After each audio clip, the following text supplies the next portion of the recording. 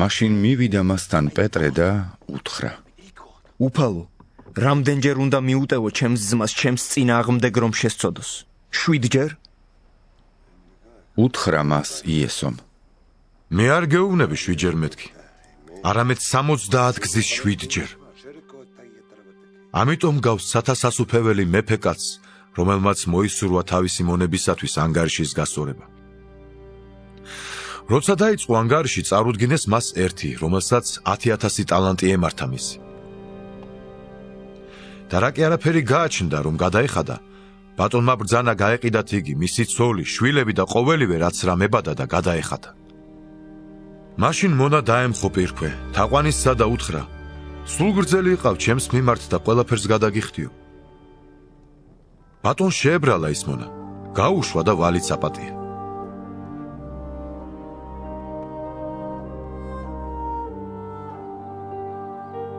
ამ მონამ გამოსვლისთანავე იპოვა ერთი თავისი ამხანაგი მონა, რომელსაც მისი 100 დინარი ემართა.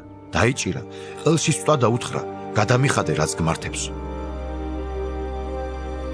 ირქვე დაემხო ამხანაგი მონა, შეევედრა და უთხრა: სულ გრძელი იყავ ჩემს მიმართ და ყველაფერს გადაგიხდიო, მაგრამ მან არ ინდომა.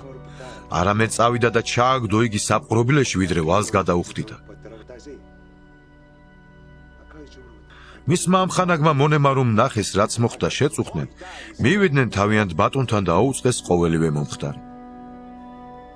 მაშინ დაიბარა იგი მისმა ბატონმა და უთხრა: ბოროტო მონავ, რა კი მთხოვე, მე მთელი ვალი გაპატიე. განა შენ არ გეკადრებოდა შეგეწყალებინა შენი ამხანაგი მონა, როგორც მე შენ შეგიწყალე.